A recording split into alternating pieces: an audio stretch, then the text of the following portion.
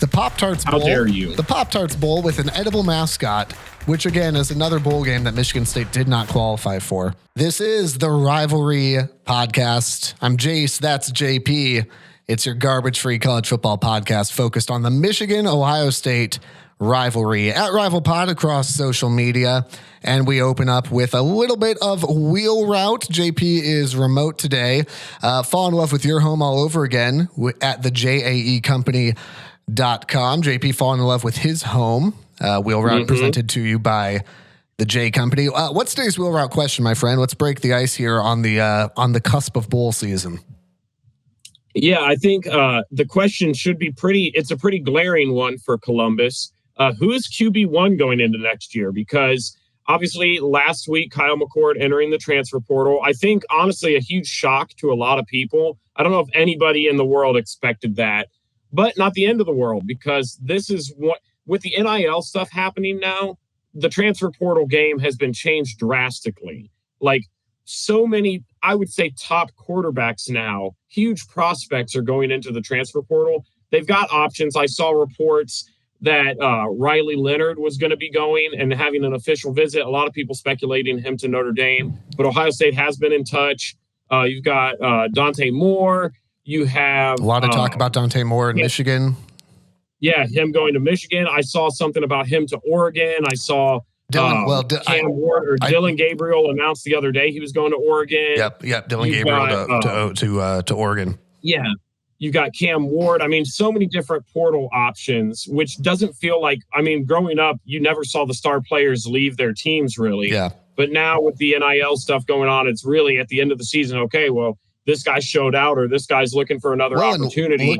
Look at what happened at the Heisman Trophy ceremony, where I think they said like 6 of the last 8 Heisman winners have been transfers, either transferred in or transferred out somewhere. I mean, Jaden Daniels. You look at Jaden Daniels for the Heisman winner. Yeah. So and he was good at Arizona State, but he obviously really came into his own at LSU.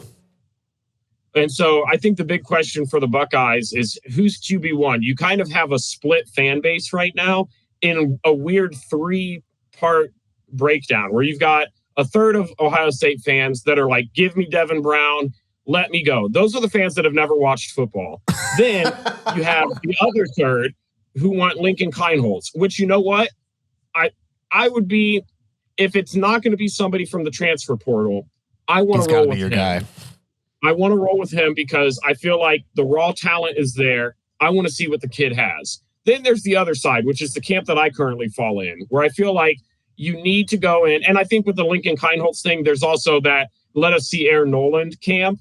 So it's go with the young guys over Devin Brown. Then I'm in the camp right now where it's you got to bring in somebody from the portal. Ohio State still is going to have too many playmakers. They're still going to be a good team. I just don't trust handing the keys over yet to an underclassman. I know Kleinholz has already been there for a year. But it's I would different starting versus being there. Yeah, I would rather, and he didn't even really get play time. Yeah. And the fact that he was sitting behind Devin Brown, who I saw play what I think he thought was football, just didn't impress me at all. And so I want to see him get another year, add some more weight, get a little bit more comfortable. And I don't trust Aaron Noland going in yet. I think he's going to be the guy long-term that I could see him starting like sophomore year. But for now, you've got to bring in a guy. And I think the obvious answer for me is Cam Ward. I'd love to see him. I also love Riley Leonard. I think I watched a couple of his games when he was at Duke this past season. I thought they had a better chance had he not gone down with some injuries randomly throughout the year. They had a chance to be more competitive than they ended up being. And so for me, the options are very limited. I think I would love to see Cam Ward or give me Riley Leonard. If not, you've got to go Kleinholz. Yeah, and from the Michigan perspective of this too, I'm going to say the same thing about next season that I felt about 2023, which was Kyle McCord was never terrible, but he never went from good to great for me.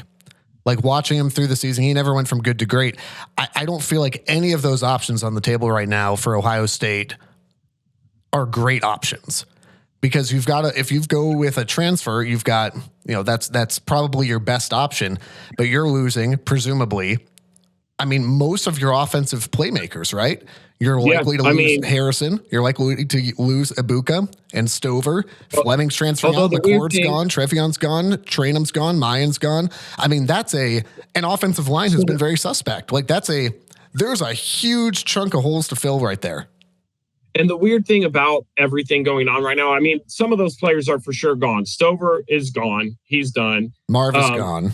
A lot of stuff. I know people are trying to hold on to Marv, but it's like he's not coming back.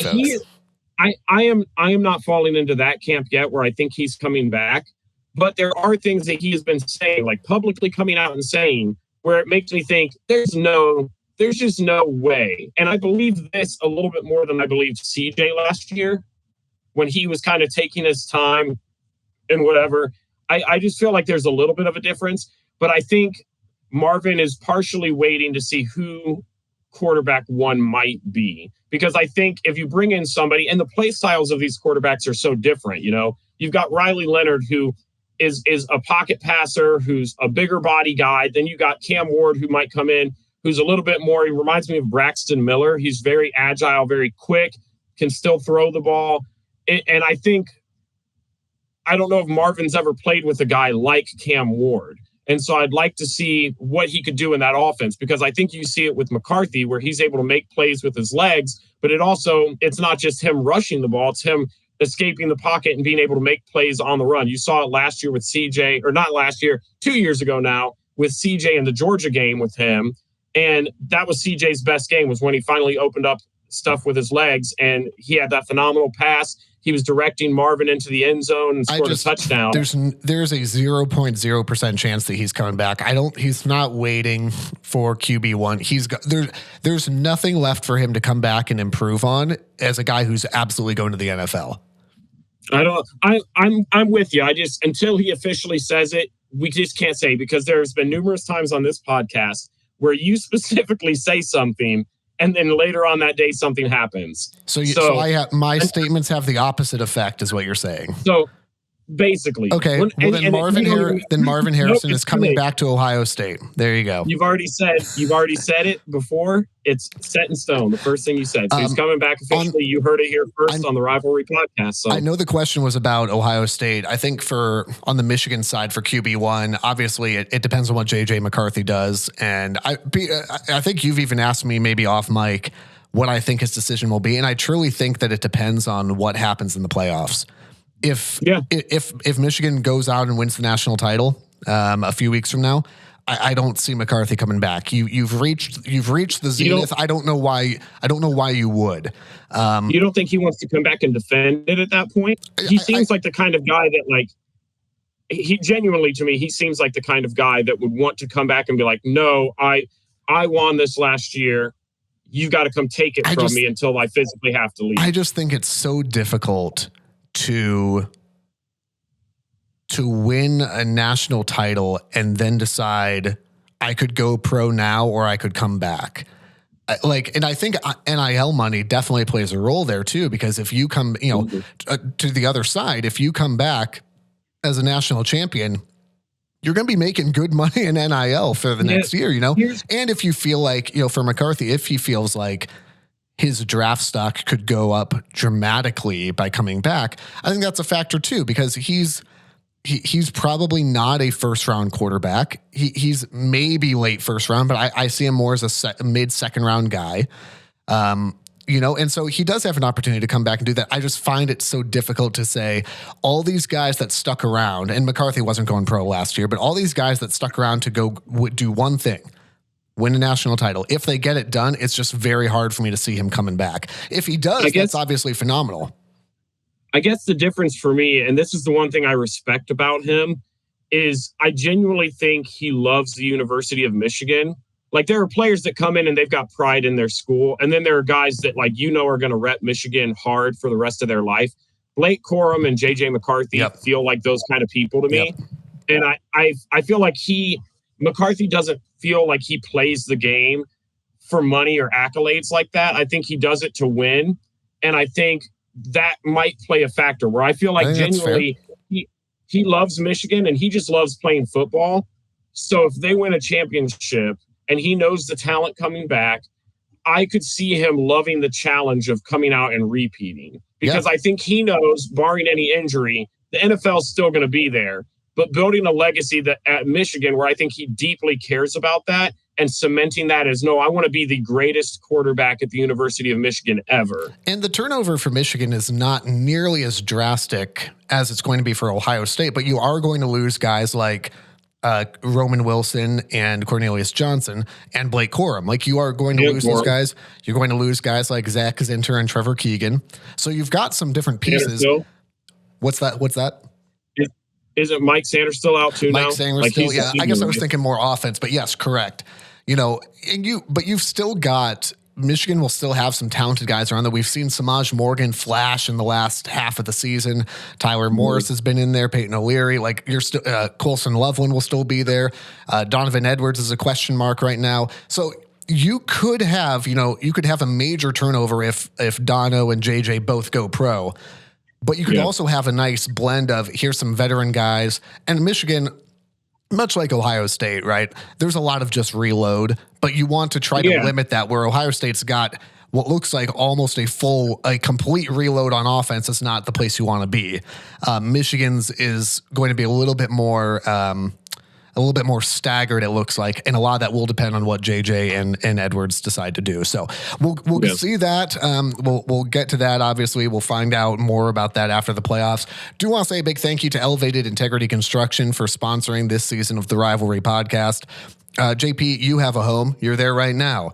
And if you've got a home, business, or church building project, you don't want to go with the guesswork. You want to go with integrity. It's right there in the name. Go with integrity at elevatedintegrity.com. We're thankful to Aaron Carroll and his team. Also, the Rivalry brought to you in part by the J Company. Fall in love with your home all over again at the JAEcompany.com. We're across social media at RivalPod on YouTube, where maybe you're watching this episode right now, on Twitter and Instagram. Again, that's at RivalPod. And be sure to subscribe and share this episode with a friend. You can subscribe wherever you're listening to the podcast right now. We are in the midst of bowl season, right on the cusp of it starting, and there's a lot of bowl games, man. And we did this. We did this last year. We called it Jingle Bowl Rock, and I think we're going to do that again this year. Typically, I suck at this, but last year, all my stupid genius picks this year wasn't great. I think I waited till the very last week of the season to get one right. I'm still not sure you got one right, to be honest with you. I did, but I don't remember what I picked. Typically I suck at this, but last year, my dad and my brother and I we found like this little chalice at Goodwill years and years ago, and we do like a little family bowl matchup championship thing. I won for the first time ever last year, so I'm coming in with a lot of swagger, a lot of pride. And so we're not going to overly analyze these games because we can't. We're going to just run through the games. You can make comments if you want to. The ones that we will not pick, we're not going to pick Mizzou or Ohio State yet. We're not going to pick the playoff games yet, because next week we will talk in depth about Ohio State and Missouri. We'll talk in depth about Michigan, Alabama, and we'll take a little look at Texas, Washington, ahead of the national championship game as well. So, JP, let's start with the Myrtle Beach Bowl. This is Georgia Southern against Ohio. Who do you have? I've got to go Ohio. Why? I know their starting quarterback is in the transfer portal now. So, I mean, it's a huge hit. I know he was literally the main player for them. But I got to go with Ohio. I can't go against the home state. I absolutely can go against the home state, but I'm a sucker for the MAC, so I'm going to take Ohio as well in this one. Well, MAC ain't never hurt anybody. The Cricket Celebration Bowl. This is Howard and Florida A&M. Could we just take a minute to appreciate the name of that bowl? The Cricket Celebration Bowl. The Cricket Celebration Bowl. I think it's not like the animal. It's like the wireless provider, right? I think so. It's got to be. It's not actual crickets, or that's a huge issue.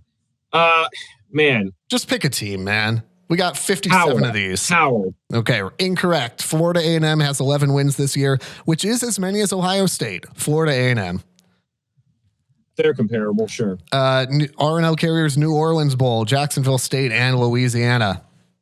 Jacksonville State, easy. Correct.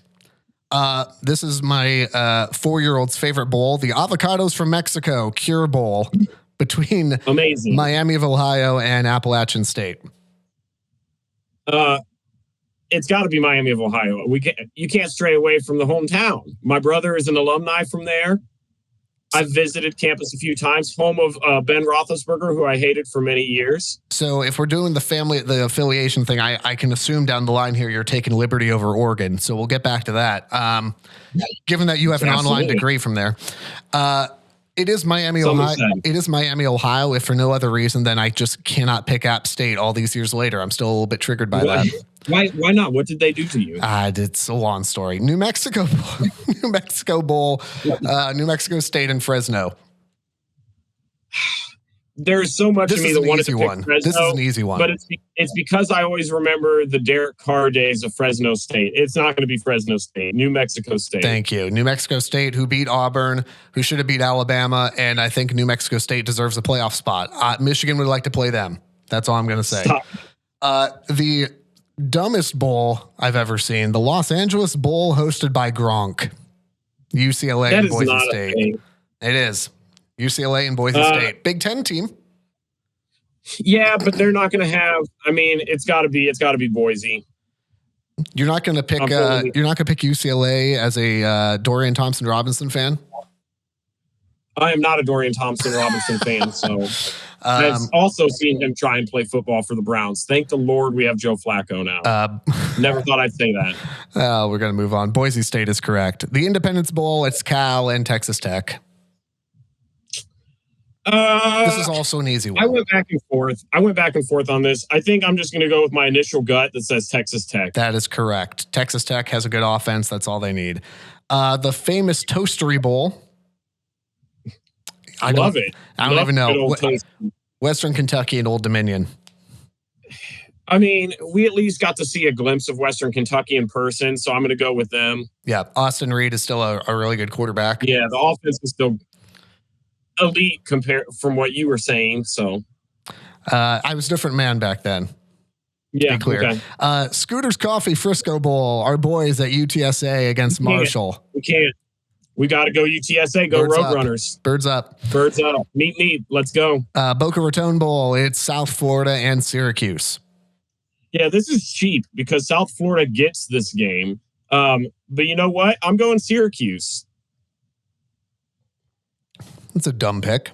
I actually have no idea. I think they're both 6-6. South Florida, because they almost beat Alabama and probably deserve that fourth playoff spot. That was like week 2. Oh, I'm sorry. I forgot that you're part of the college football playoff committee and games played in September don't matter.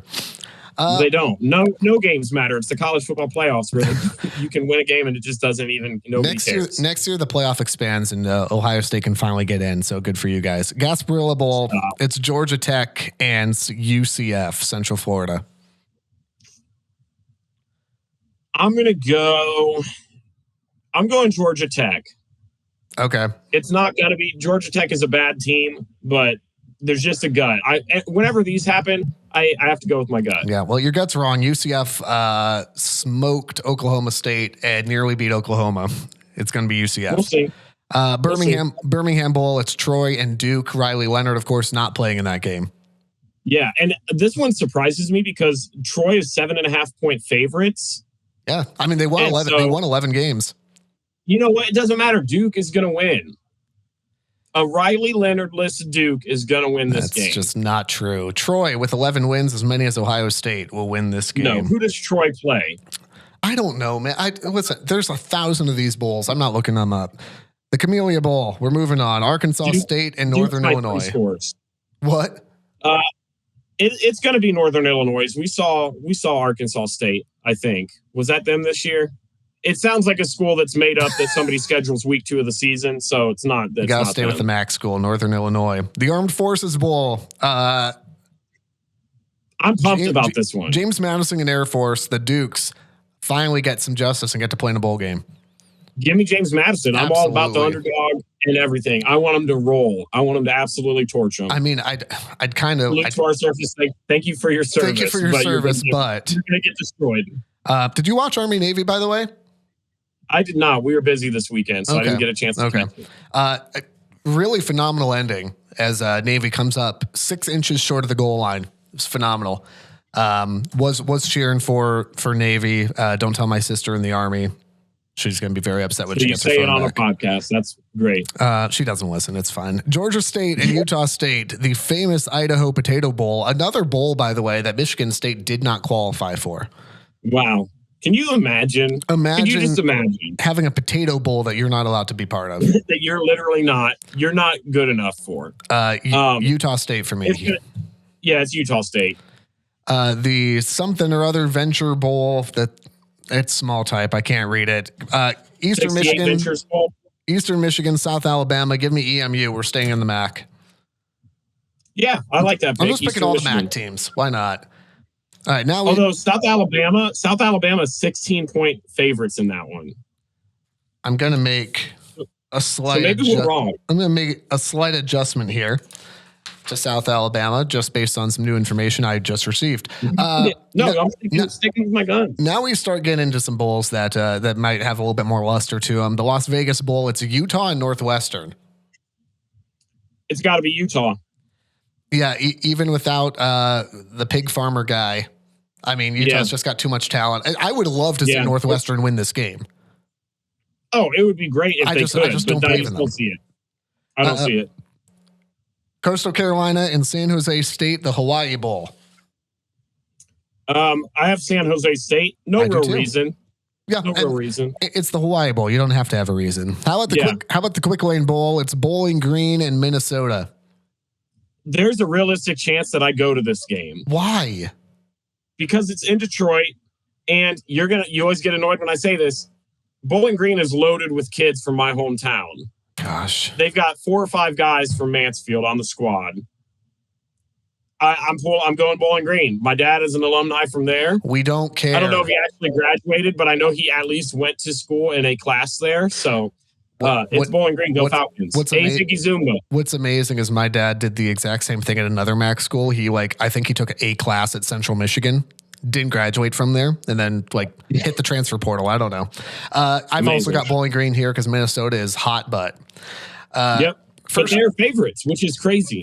But also, we saw Bowling Green, and they are also butt. So they are also very bad, but they are better than Minnesota.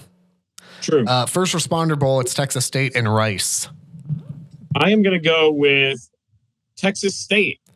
Yeah, I've got a personal rule against picking food in a football game, so Texas State is going to be. I know that's going to frustrate our friends at UTSA, but it's just for one game. Okay, just for one game. The Guaranteed Rate Bowl, whatever that means, it's Kansas and UNLV, arguably Michigan's best win. I'm going Kansas. Ooh, incorrect. Kansas is sneaky good. Kansas is sneaky good. What's funny about UNLV is they're obviously not a great football team, but this team won 9 games.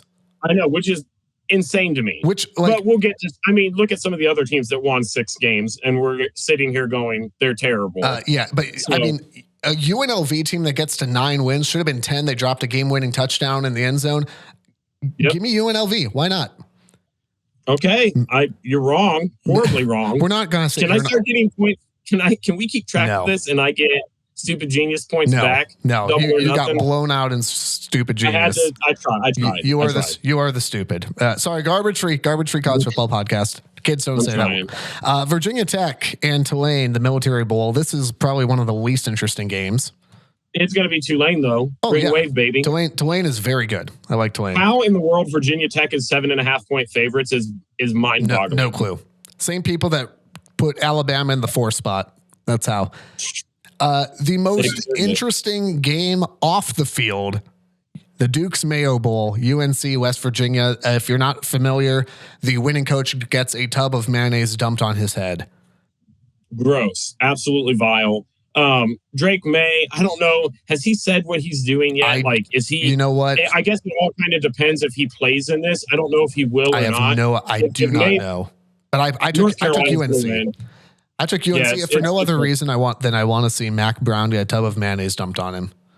You know what? That's valid. I think that'd be fun. Most West Virginia people just already are. So I would actually personally like to see Ohio State in that game because I'd like to see Ryan Day get that. Anyway, it's fine. The DirecTV Holiday Bowl, Louisville and USC. This Yeah. one is fascinating. It's going to be garbage. You already have a very bad USC defense. Caleb Williams, no chance on this earth that he plays in that game. Oh, yeah, he's Louisville done. by 3 scores. Who by 3 scores? Louisville by 3 scores. I have Louisville as well. Interesting. So Louisville is probably a favorite to win that game, but beating them doesn't count for anything if you're Florida State. That's interesting. Tax Act, Texas Bowl. No, I won't let it go. Texas A&M and Oklahoma State. I think this will be a really good football game. Yeah. I have Oklahoma State. I know they're the underdogs right now. It's like a 3-point spread right now. Doesn't matter. I have Oklahoma State unless Ollie Gordon sits out. Which I don't know if he will. I don't know if he will either. I don't know if he will either. But for now, I'm going to take Oklahoma State. How about the Fenway Bowl, SMU and Boston College? Boston College is atrocious. How they got matched up against an 11-2 SMU. SMU is going to destroy them. It's because, well, no, I can't say that because that makes Florida State look bad. Never mind. Never mind. Please say it. Let's move on, shall we? The Bad Boy Mowers Pinstripe Bowl.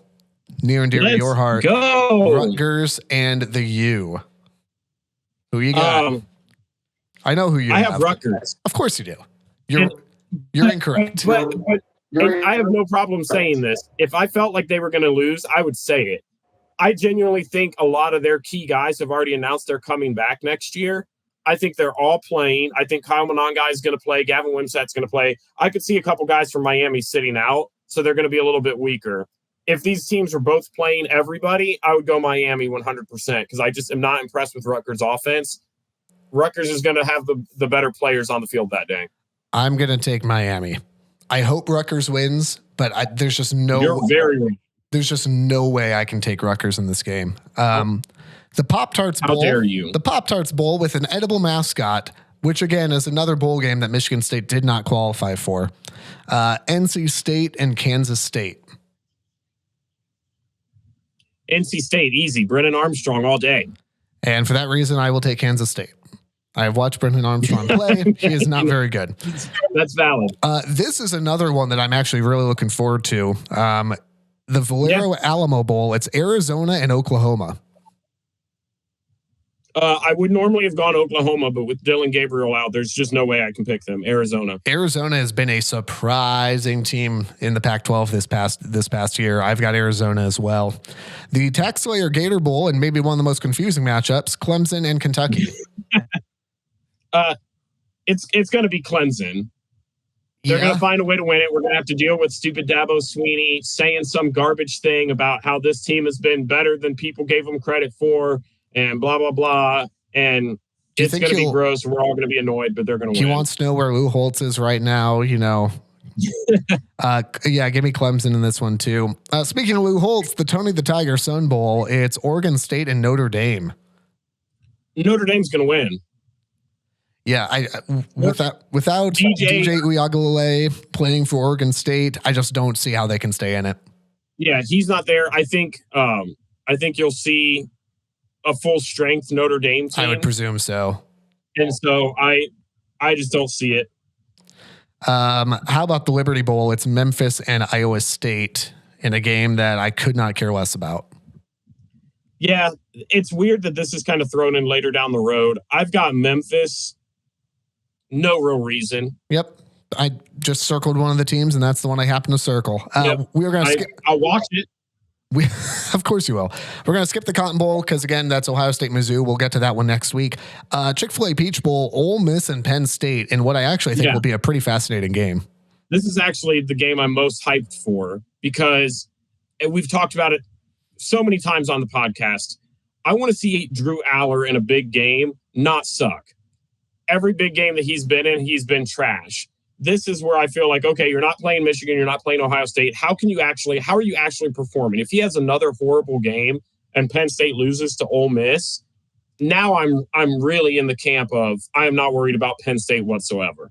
But if he comes out and actually plays well and proves when the lights are bright, when he's got a big game coming out, he can perform well, then maybe I'll start to take him a little bit more serious. So I don't know who you're picking based on that. I'm going to go with Ole Miss because Drew Aller has not proven that he can do it. Yeah, Ole Miss's offense, I think, against the Penn State defense will be a fun matchup, but I don't believe in that Penn State offense enough. How about Auburn and Maryland in the Music City Bowl? I'm going Maryland. This is another game that falls firmly in the camp of, yeah, I'll watch it, I guess. I'll watch it. I want to see. I feel like Talia will actually play. I don't think he's going to sit out because I think he's not a clear early round guy. And I think this could be a game where he can build his kind of resume up and say no, look what I can do. And so I expect him to sling it 40 to 50 times, just an absolute showcase. I'm going to take Maryland in this one as well, just because Auburn is not great.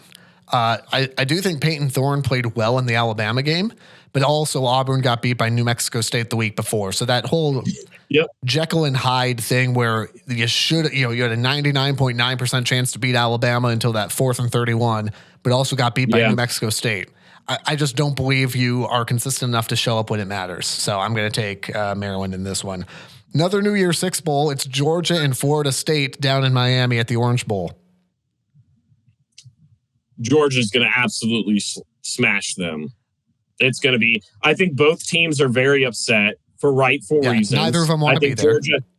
Georgia's disappointed because they blew it, and Florida State feels like they deserved it. But I just think even a ticked off Florida State team is not going to beat this Georgia team. I don't think Georgia wants to be there, and I think Florida State, as much as they don't want to be there either, feels like they have to prove something. I've got Florida State in what should be an upset.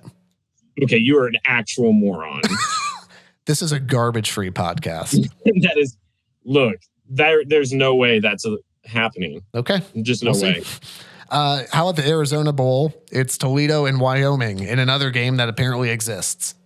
Go Rockets, Maction, baby. I gotta go with the MAC team. Toledo's been good this year. How about the Reliant West Bowl, whatever that is, Wisconsin and LSU in one of the worst matchups in bowl season? Look, LSU right now 11-point favorites. They're going to be missing people. Obviously, Wisconsin's going to win that one. Okay, I cannot tell you how wrong that is. No, that's the weird thing, and we can talk about it after, but with the transfer portals and people sitting out for the draft and everything like that, these teams look so different. So what LSU looked like during the regular season is just going to be so different. So Wisconsin with a backup quarterback is going to beat LSU. Yes. Okay. I know Ohio State struggled with Wisconsin for whatever reason. I'm sorry, didn't you just say a third string Florida State quarterback was going to beat Georgia? No, it's going to be Rodemaker. He's going to be back. Okay, so second string quarterback is going to beat Georgia. To the Verbo Fiesta Bowl. It's Oregon and Liberty in the actual worst matchup of bowl season. Yeah. Because Bo Nix is going to play. He is going to play? All indications are he's playing. That's stupid, but he is going to slaughter Liberty. It is going to be just atrocious. And I am an alumni, I guess, from there. So I am looking forward to that game just because it is going to be just disgusting. Speaking of disgusting, Iowa is in the Cheez-It Citrus Bowl against Tennessee. Yeah. And I just, what do you say about this one? It's Tennessee. You know what? I'm going Iowa. Are you? I'm going. I don't want to, but I love that defense. I don't know if Cooper DeJean is going to play. I mean, he's injured. He's injured, so no. Iowa. I'm going Iowa. Okay. As a reminder, Iowa scored 0 points in the Big Ten championship game. Tennessee is the answer we've been looking for there. And somehow, for some reason, that unfortunately, because we're not picking playoff games yet, is the note we're going to end on for bowl season. Is you picking Iowa? Yeah, absolutely. In the last 2 minutes here, talk to me a little bit about transfer portal stuff, because I think the feel from some is they're looking at Ohio State's roster and seeing all these kids hitting the portal. And is that a cause for concern if you're Ohio State? And we've talked about this. I know your answer, but what's the short version of your answer?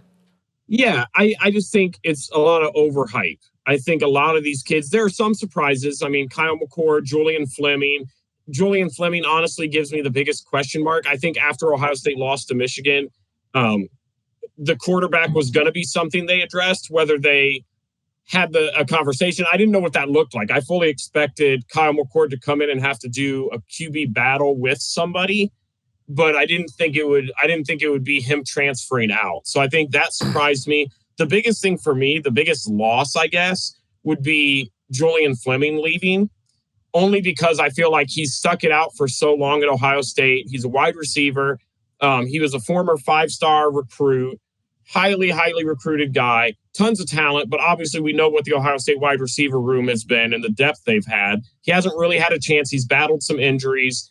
Next year felt like the year where, okay, this is what you've been waiting for. This is your chance to come in and be. If you're clearing out Harrison and Ibuka and Stover, you've got Fleming as wide receiver Stover, 1.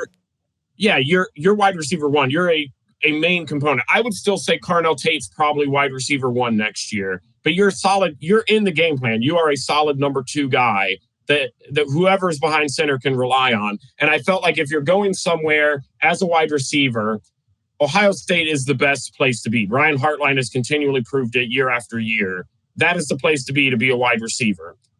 And then you have the chance to be the go-to guy, or at least one of the go-to guys. It didn't really make a ton of sense for him to go into the transfer portal. And we're hearing rumors about him and McCord both going to Nebraska. Whatever, have fun. That's it. Which, for the record, Michigan does not play Nebraska next year, but Nebraska does come to Columbus in late October, which would be interesting. Yeah. But a lot of these other guys are guys that are younger guys that hadn't really gotten a ton of playing time. I think the biggest one that we had outside of Chip Trainum, who went in, and we can talk a little bit more about that, was Cameron Martinez. He was a starter that ended up going and transferring. I don't think he's committed anywhere yet. Yeah, I'm going to miss him. He wasn't. He's the guy, by the way, that failed to cover Cornelius Johnson on that deep route, for the record. He wasn't crazy. He wasn't crazy good.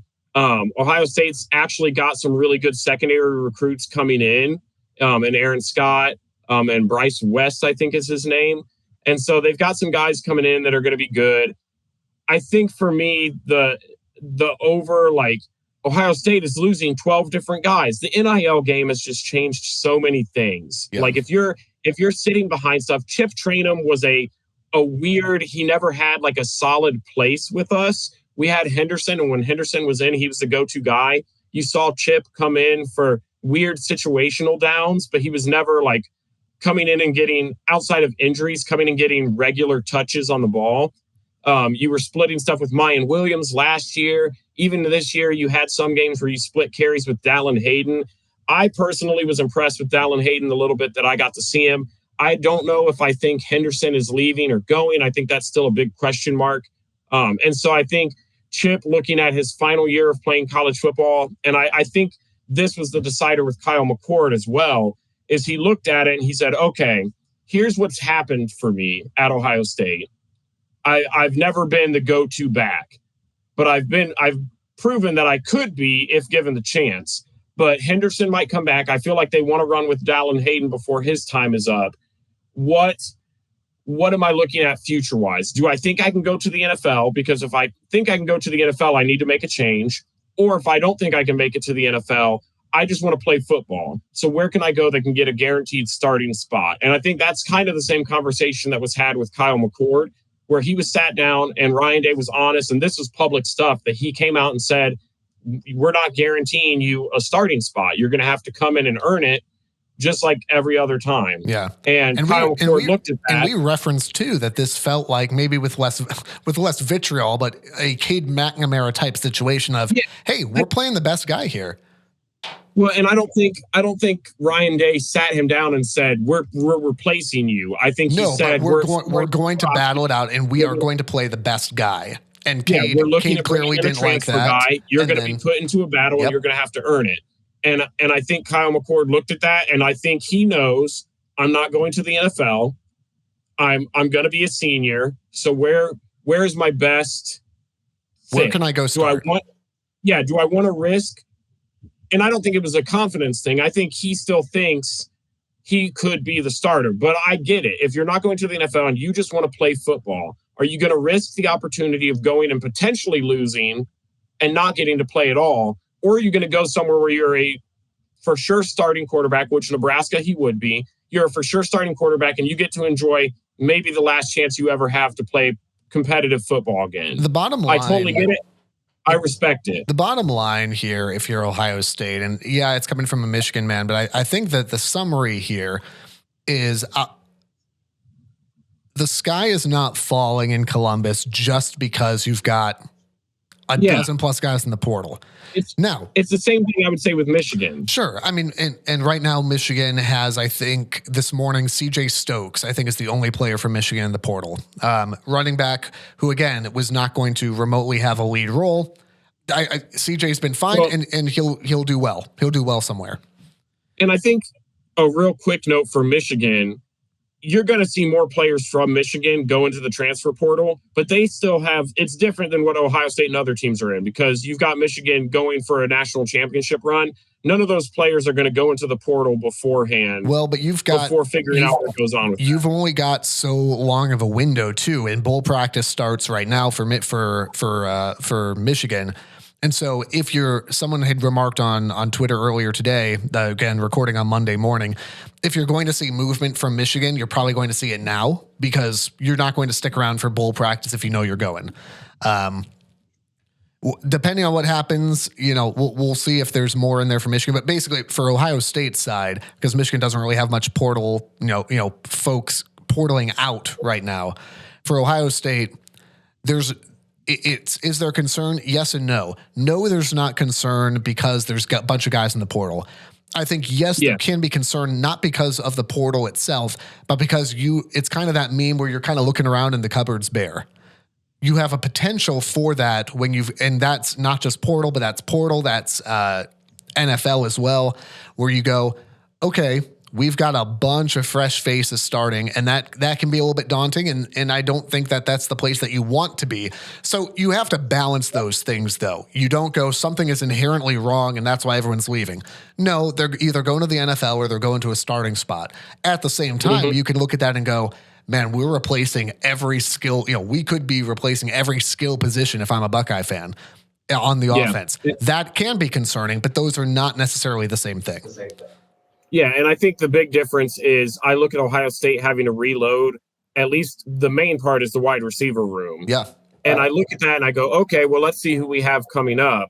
Okay, Carnell Tate, who played this year as a true freshman and was good when he played. I'm not sad about that. But as of now, currently, you still have Jeremiah Smith committed, who is talked about so highly that there's a chance he could come in and start as a true freshman.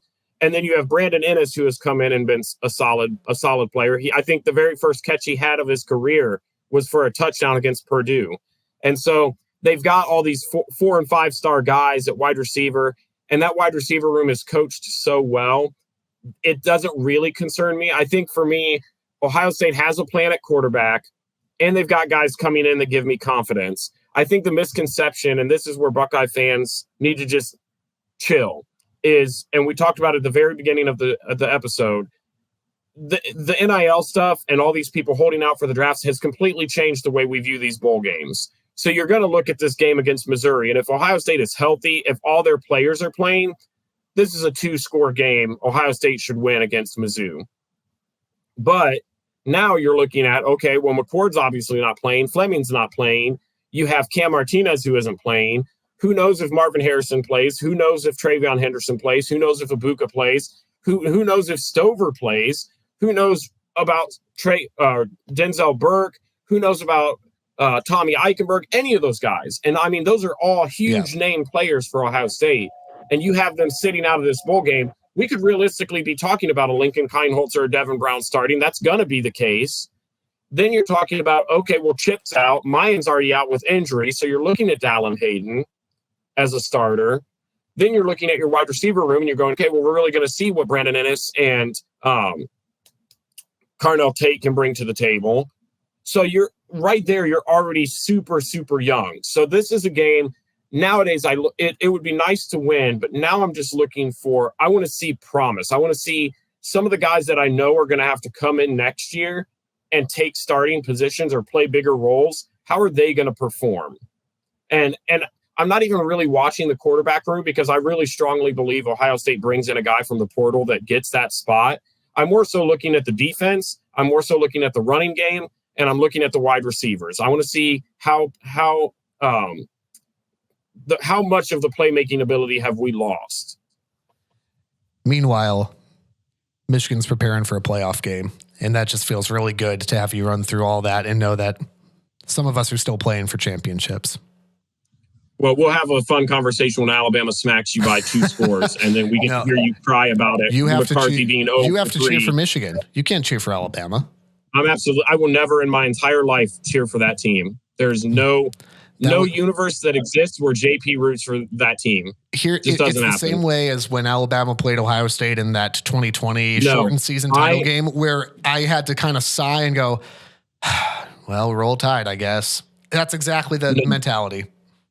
It makes me want to gag to say that phrase. I will scream it from a rooftop before I would watch Nick Saban hold the next 5 trophies in a row if it meant Michigan never had to win a single thing.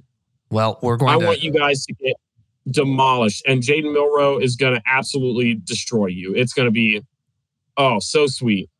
Well, your season will be over at that point, and so that'll be enjoyable for me. So we all get what we want in the end. we can have a watch party of the national championship at Michigan's stadium when they're out too. So we can all groan in silence. On social media at Rival Pod. Subscribe wherever you're listening right now, and thank you for joining the rivalry.